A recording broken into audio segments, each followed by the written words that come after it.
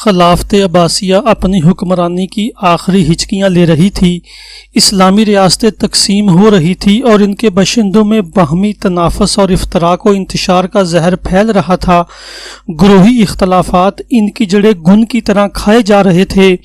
ادھر یورپی عیسائیوں نے بیت المقدس اور شام اور فلسطین کے ساحلی علاقوں پر قبضہ کر کے ملت اسلامیوں کو بدترین بحران سے دوچار کر دیا تھا۔ اس پرآشوب زمانے میں ایک بہت تشویشناک حادثہ رونما ہوا جس نے مسلم دنیا کو جھنجھوڑ کر رکھ دیا۔ مورخین نے لکھا ہے کہ 557 عیسوی میں عیسائیوں نے اپنے ایک خفیہ مجلس میں متفقہ فیصلہ کیا کہ رسول اللہ صلی اللہ علیہ وسلم کی قبر مبارک سے آپ کا جسد اطہر نکال کر اپنے قبضے میں لے لیا جائے۔ چنانچہ اس تجویز کو عملی جامہ پہنانے کے لیے انہوں نے اپنے 2 آدمی منتخب کیے اور انہیں مدینہ منورہ روانہ کر دیا تاکہ وہ رسول اللہ صلی اللہ علیہ وسلم کا جسم مبارک نکال لائیں اور اس طرح ان کی ناپاک سازش کامیاب ہو جائے۔ وہ دونوں آدمی مدینہ منورہ پہنچے۔ انہوں نے مدینہ کے باشندوں کے سامنے اپنے بارے میں یہ ظاہر کیا کہ ہم مغربی ہیں اور ہمارا تعلق اندلس سے ہے۔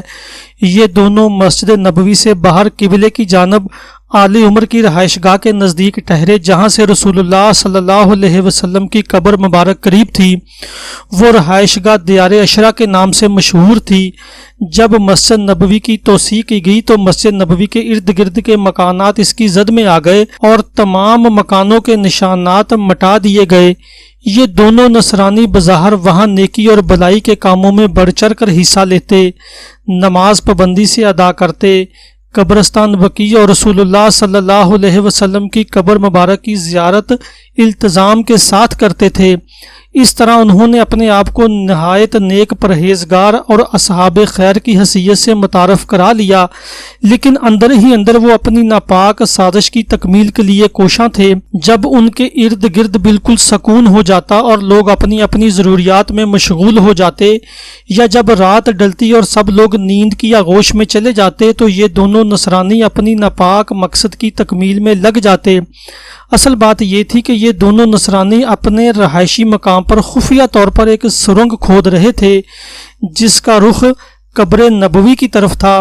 سرنگ کی کھدائی سے جو مٹی نکلتی، یہ دونوں وہ مٹی تھوڑی تھوڑی کر کے کبھی اپنے قریبی کنویں میں ڈال دیتے تھے اور کبھی چمڑے کی تھیلی میں بھر کر قبرستان بقیع میں پھینک آتے تھے اور لوگوں کے سامنے یہ ظاہر کرتے کہ وہ بقیع کی زیارت کو جا رہے ہیں۔ یہ دونوں اپنی گھناؤنی سازش کی تکمیل کے لیے ایک مدت تک لوگوں کی آنکھوں میں دھول جھونکتے رہے اور اپنا مذموم کام اپنے پروگرام کے مطابق مسلسل انجام دیتے رہے۔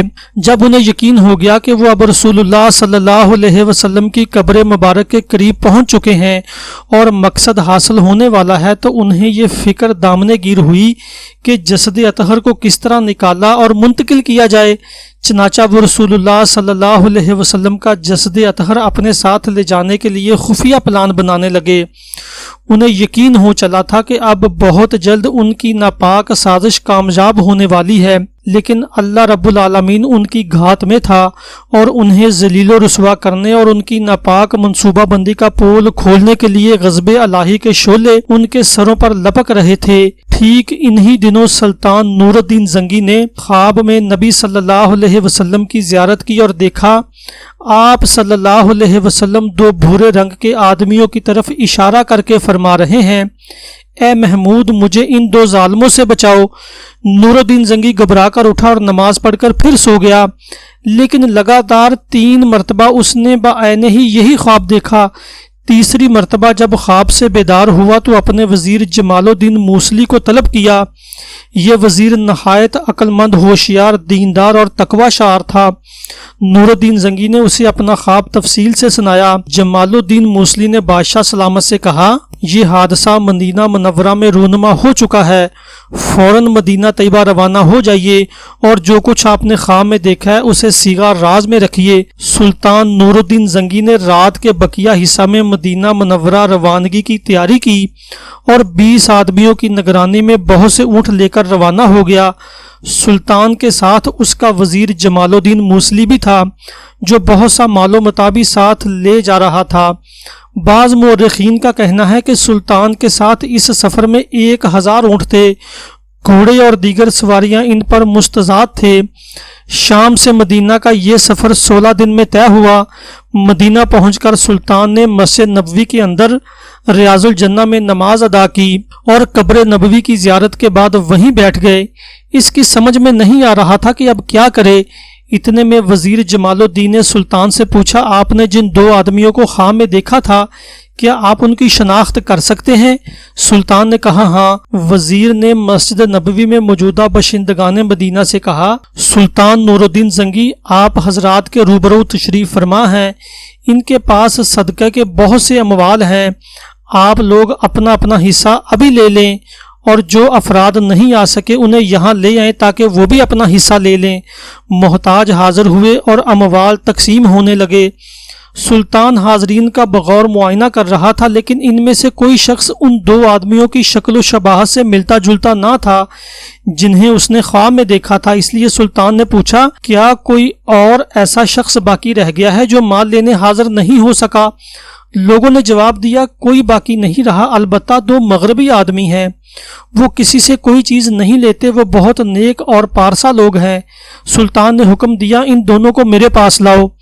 लोगों ने जब इन दोनों को हाजिर किया तो सुल्तान देखते ही पहचान गया कि यही वो 2 आदमी हैं जिनकी तरफ रसूलुल्लाह सल्लल्लाहु अलैहि वसल्लम ने ख्वाब में इशारा फरमाया था।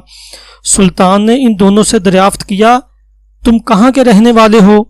उन्होंने जवाब दिया, हम मगरब उंदलस के हैं, हज की नीयत से आए थे और इस साल मस्जिद नबवी के करीब रहने का इरादा है।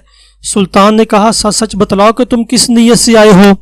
सुल्तान ने इन दोनों से बार बार इसरार के साथ असल हकीकत से आगाही की बहुत कोशिश की, लेकिन वो हर बार एक ही बात दोहराते रहे।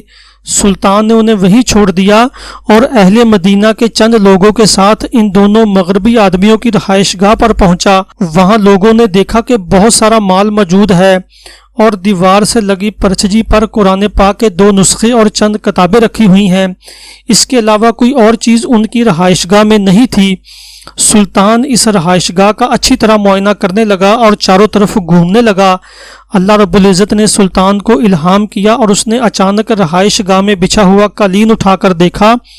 कालीन के नीचे लकड़ी का एक तख्ता था। जब तख्ता उठाया तो उसके नीचे एक खुदी हुई सुरंग नजर आई जो सीधी कब्र नबवी की तरफ जा रही थी और मस्जिद नबवी की दीवार की हद पार कर चुकी थी। बाशिंदगान मदीना ने जब यह मंजर देखा तो उन पर दहशत तारी हो गई और वो घबरा गए, क्योंकि उन दोनों मगरबी शख्सों के बारे में उनका एतकाद बहुत अच्छा था और वो उन्हें तकवा और परहेजगारी का मुरक्का समझते थे। सुल्तान ने इन दोनों मुजरमों की पिटाई की तो उन्होंने इकबाल जुर्म कर लिया और बताया कि ईसाई बादशाहों ने भारी मालो दौलत देने का वादा करके हमें मगरबी हुज्जाज के भेस में यहाँ भेजा है ताकि हम मोहम्मद सल्लल्लाहु अलैहि वसल्लम की कब्र खोदकर किसी तरह उनका जसद अतहर निकाल ले जाएं और इसे मसीही बादशाहों के हवाले कर दें। जब इन मुजरमों की हकीकत बेनकाब होकर मंजर आम पर आ गई और उन्होंने सारी साजिश उगल दी तो सुल्तान ने हुजरा शरीफ की मशरकी जाली के पास इनकी गर्दन मारने का हुक्म दिया। चनाचा सरेआम इनकी गर्दन उड़ा दी गई और शाम के वक़्त इन्हें आग में जला दिया गया। फिर सुल्तान ने हुक्म दिया कि हुजरा नबवी के इर्द गिर्द पानी की सदा तक खंदक खोदी जाए और इसमें सीसा पिघलाकर डाला जाए।